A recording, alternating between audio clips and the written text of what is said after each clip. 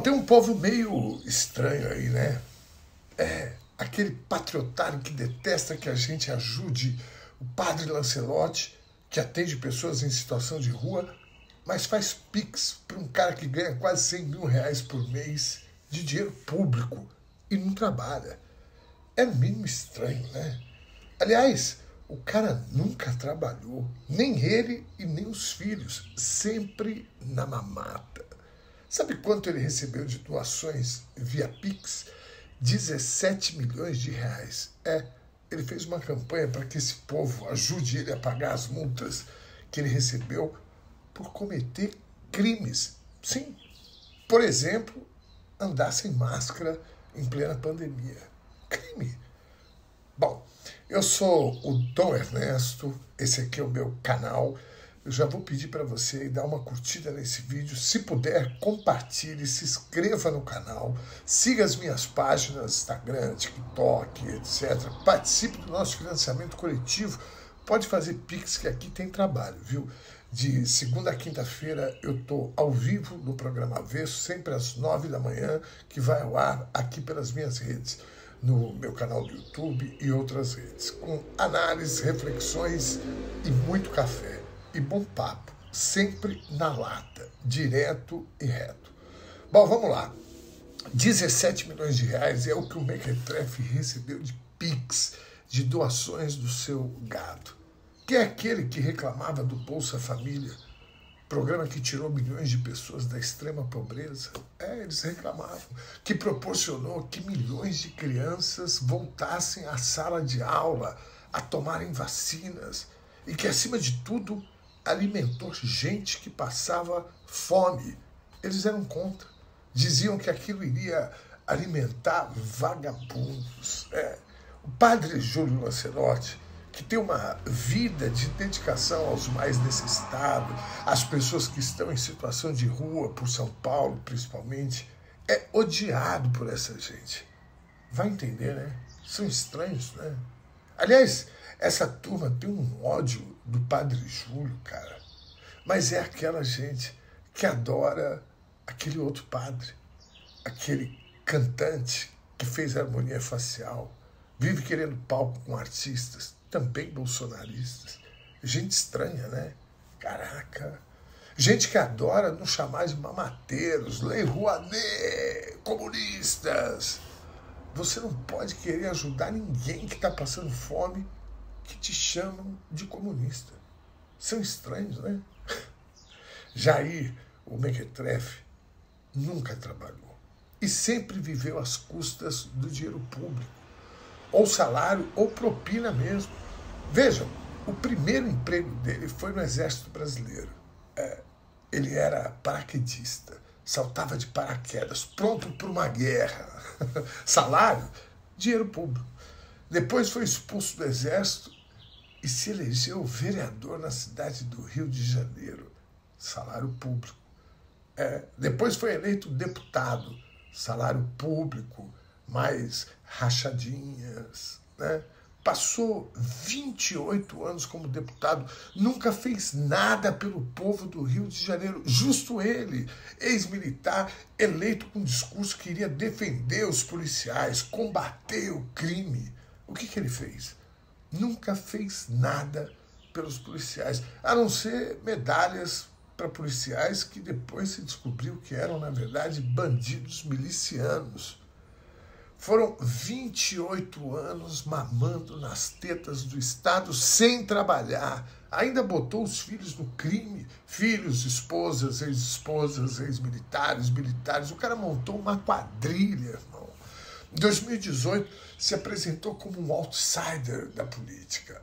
O cara de fora do sistema. Disse que iria resolver o problema da corrupção.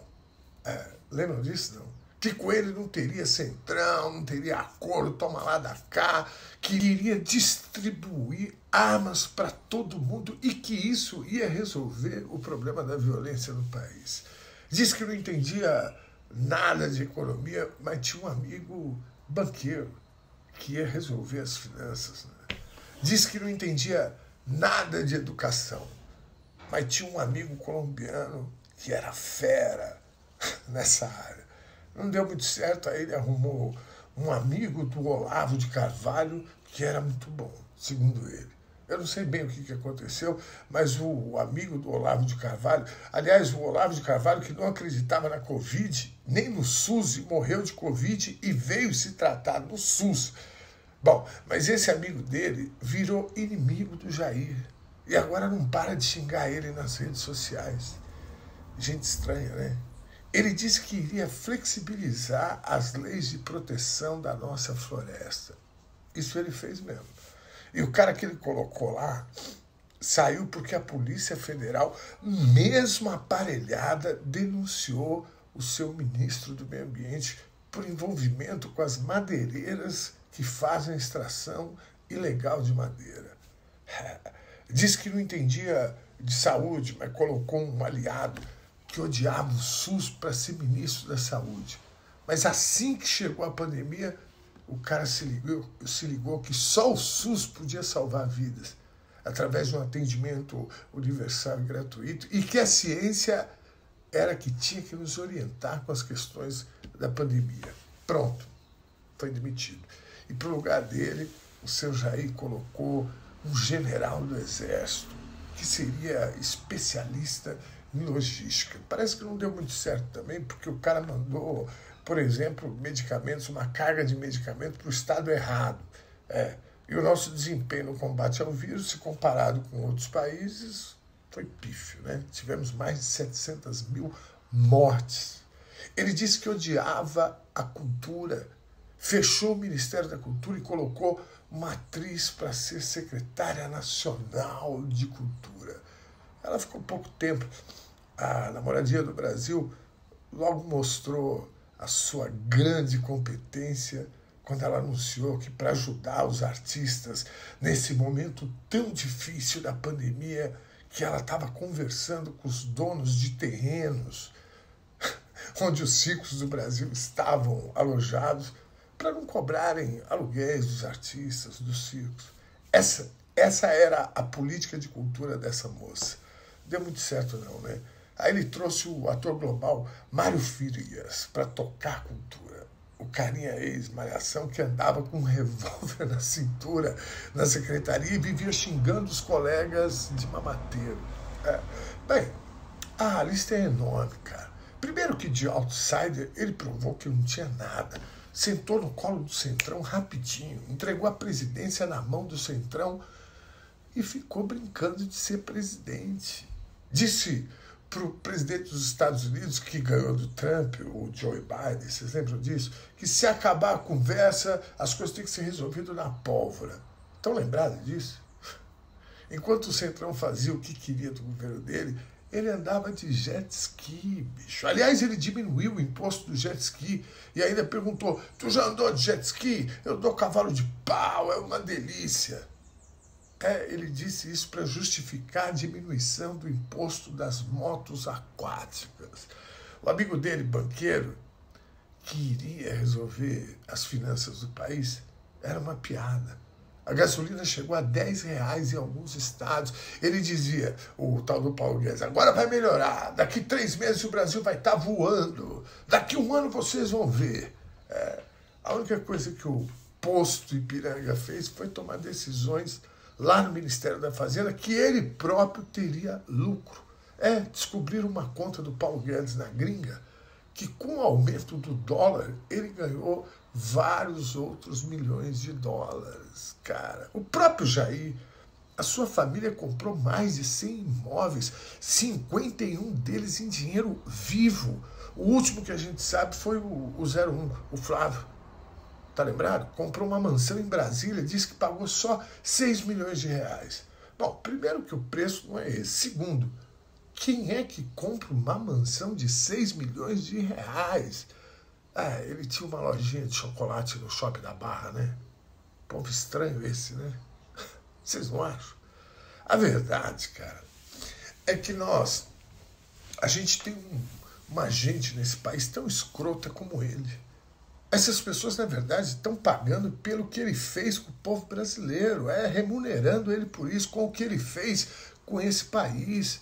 essa cultura de ódio que ele impôs ao Brasil nesses 4 anos, essas pessoas também têm ódio de pretos e pretas, também detestam pobres, também abominam gays, mulheres trans, se acham melhores, querem manter o pobre onde ele está, manter ele submisso à classe de cima. Eles querem que as mulheres nordestinas continuem lavando suas privadas, que homens simples, pobres, continuem sendo seus serviçais. Essa é a questão. Eles odeiam dividir os bens de consumo com os pobres, dividir. Eles não suportam que pobres andem de avião, por exemplo, que tenham carro, renda, que possam ir para a Disney. Imagina, empregada doméstica ir para a Disney? Não pode. Filho de porteiro ir para a faculdade? Não pode. É isso que pega. Apesar de abominar que pessoas pensem assim, eu entendo a lógica dessa gente. Porque a única coisa que essa gente tem é conseguir juntar um pouco de dinheiro. O que a gente precisa estudar é o pobretão que pensa dessa forma e que contribuiu com o aumento do patrimônio desse parasita, que, aliás, está tirando sarro dessa gente. Disse que os 17 milhões de reais que apareceu na conta dele dá para pagar as contas e ainda sobra aí um dinheirinho para tomar um caldo de cana e comer um pastel. Estranha essa gente, né? Ele não vai ter o que fazer com esse dinheiro, porque ele vai preso. Ontem, sábado, o ex-aliado dele, cúmplice, coautor, que é o jagunço, o tal do Augusto Aras, que, como bom oportunista, está querendo limpar a barra dele, pediu, enquanto procurador da República, ontem, os relatórios da ABIN, da Agência Brasileira de Inteligência, e do GSI, o Gabinete de Segurança Institucional. São mais de 1000 relatórios informando o presidente da época o que precisava ser feito naquele momento, que morriam mais de 4.000 pessoas por dia de Covid. E ele deu de ombros, continuou negando a pandemia. Negando não, né? Ele trabalhando contra as vacinas, o distanciamento social, negando a chance de sobreviver de dezenas de milhares de pessoas. Os relatórios provam que ele sabia, sim, o que iria acontecer. E por essa razão deve ir para a cadeia. Não só por isso, mas sobretudo por isso.